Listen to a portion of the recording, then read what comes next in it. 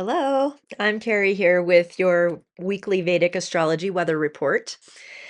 The week begins with the brilliant sun moving into his own sign of Leo, leaving behind Mercury and Jupiter in Cancer for the remainder of the week to work on their lesson plans.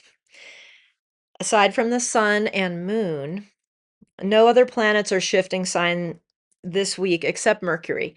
He's going to jump ship to Leo on Saturday, the 22nd of August.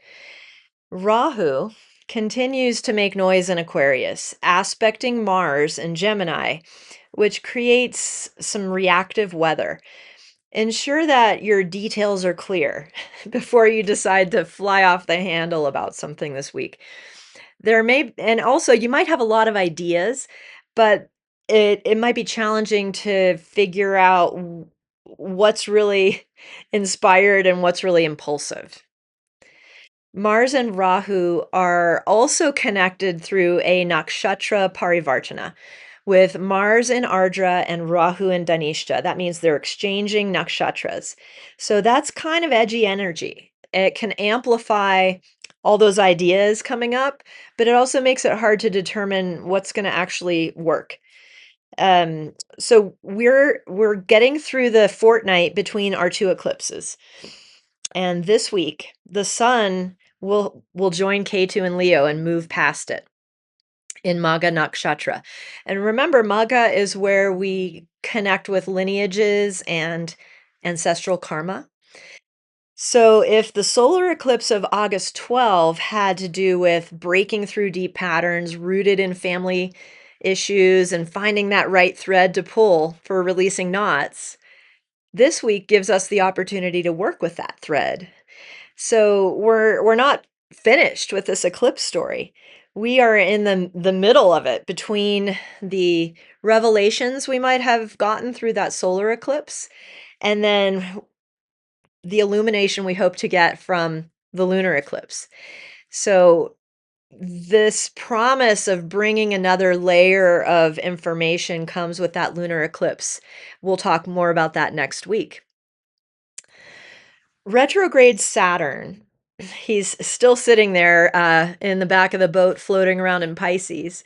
And this week he gets really nice supportive aspects of Jupiter, whose degree is getting closer and closer to Saturn's. And Venus from Virgo is also aspecting Saturn. So with the waxing moon, this could feel like a great week to recover, reset, release. Saturn's detached perspective can especially be useful as an editorial voice. Maybe that's what helps us figure out what's going to work with all of this information from Rahu and Mars creating things. So think about Saturn, even retrograde Saturn, having the ability to kind of say, yeah, no, that's not, this is good, but that's fancy. That's not happening. So use that no voice softly this week, but use it. Okay. So this is great for creative spark and getting into the production of how can I use these ideas and actually push them out the door. Um, so that's you this week. Mars is being aspected by innovative Rahu. And then Mars gets that Rahu energy. Mars is aspecting Venus in Virgo. And then Venus is aspecting Saturn again. So there's a kind of triangular energy there. It feels kind of like an open studio where um, we're getting a lot of ideas. We have creative sparks. We're trying to decide what to actually produce from our ideas. So Mars and Rahu are generating these ideas. Mars aspects Venus. Venus is refining them from Virgo. And then Saturn gets the final product and gives us the thumbs up or not. He's the editor this week. So use that kind of triangulation and that step by step. Come up with the ideas, see what's worth producing, and then make something. And then look at it with like a critical eye and decide from a detached way, like with Saturn energy, like what can we actually make happen? What's doable? Um, Especially when you're talking about something that's going to be like a long-term product, project or product, or a commitment. So, all right, with all of that said, let's just get into our day-to-day look, and I'll share my keywords and observations, and your job is to see how they might fit into your week ahead. So, all right, so today we're looking at Sunday, August 16th. The moon starts out the day in Hasta. The keywords for Sunday are finish business. So we've got Hasta and Shukla Panchami, and that's really good for skilled practical work, fixing things, finishing touches. Sun entering Leo gives us a sense of transition on Sunday. And then the moon and Venus are going to be together in Virgo, opposing Saturn. And there we evaluate. We have that editorial eye. So Sunday's good for repairing, doing crafts, editing, finishing projects, organizing details, and tying up loose ends. Okay.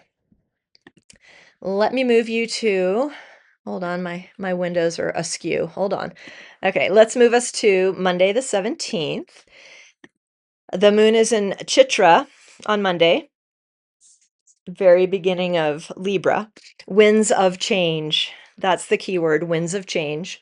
So we have Chitra and Shukla Shasti. So this is a neat combination for skillful action and creative construction.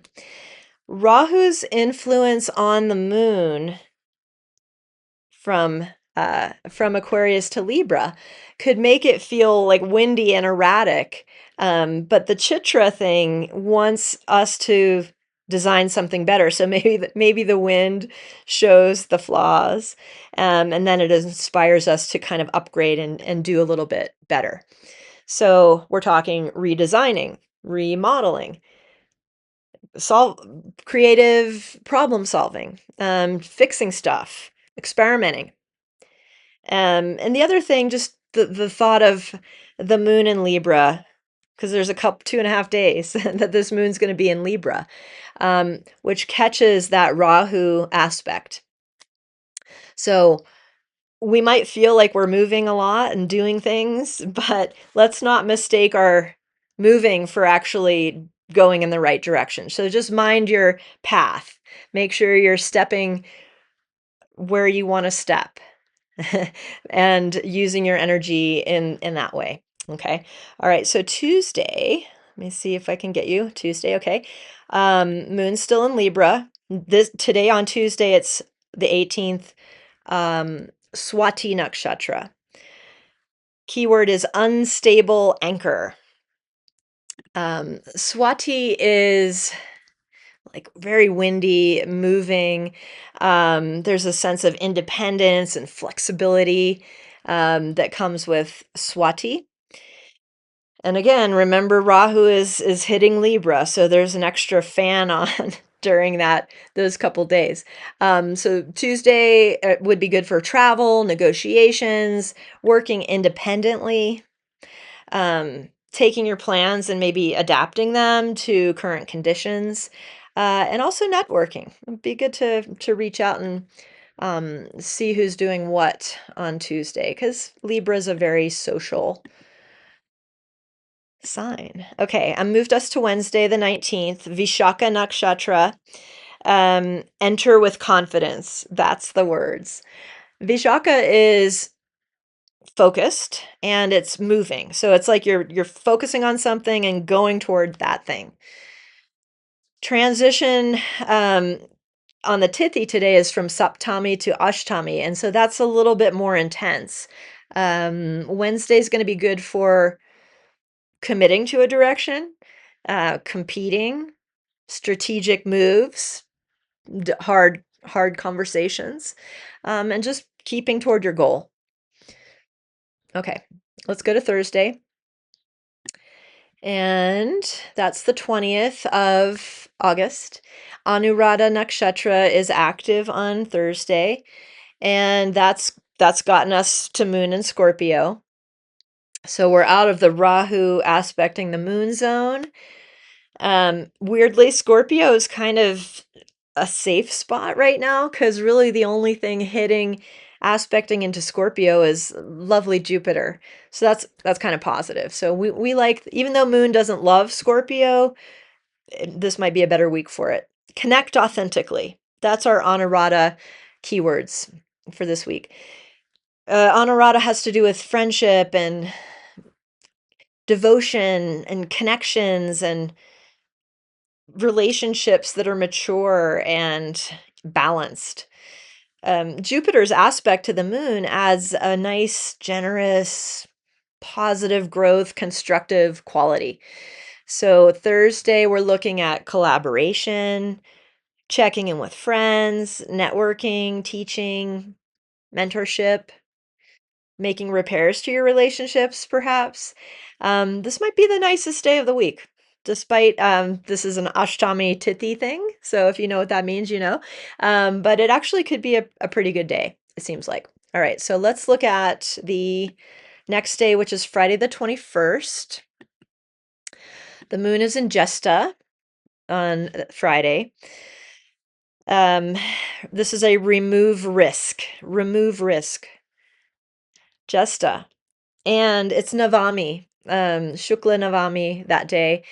It's almost screaming out to like find where the vulnerabilities are or the weaknesses are and eliminate those, like shore up the vulnerabilities. So Friday, we're looking at risk assessment, security, protection, cutting losses, removing unnecessary exposure, and addressing hidden problems. So maybe Friday we don't do like unnecessary gambling. Let's just stay a little safer by intention on Friday. Okay, Saturday is the end of the week, Saturday the 22nd. We've got Mula Nakshatra. The moon has moved over into Sagittarius. Dig deep. Dig deep is the key word for Saturday. We've got Mula and Dashami. So we're going to get to the root of things and we're going to accomplish something consequential.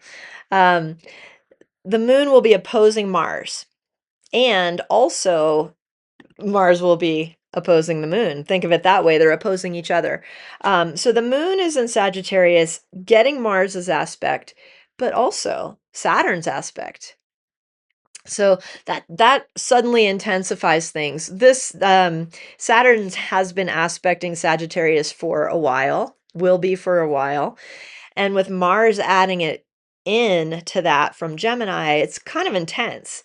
But the Dashami energy especially gives this kind of feeling like, let's get something done, let's accomplish something, let's construct something.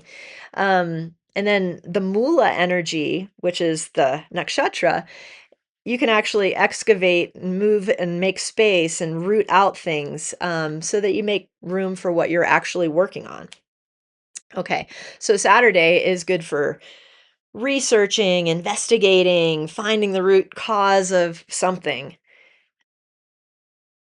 problem solving, strategic planning, or major cleanups.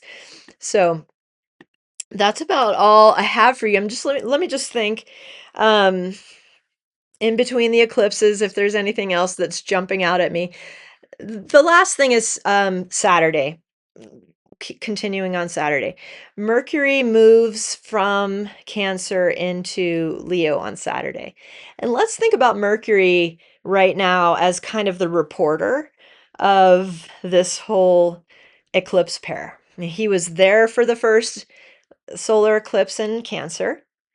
And now he's on Saturday moving through that Gandanta zone. So again, next Saturday might have some sort of push through a difficult thing because of that part of the stars and planets. And then Mercury's going to be joining up with the sun and Ketu and sort of witnessing that lunar eclipse that's coming up. And we'll talk more about that next week. So think about that idea of being a witness and having that Mercury detached sort of journalist energy, helping you out. Because what I'm talking about with this eclipse is like there's deep ancestral old patterns that we're revealing and we're trying to work through. That's emotional, it's hard, it's difficult, it's intense. So that Mercury energy might be nice in the sense of having having an analyst or a reporter, or maybe it's a clue to, journal it down, or while you're thinking of something, write it down and process it out that way. Just an idea. Okay, so thank you so much for tuning in this week to the forecast. You can find more ways to connect with me for personal readings, etc., at planetaryinfluence.com. Okay, bye for now. Have a great week.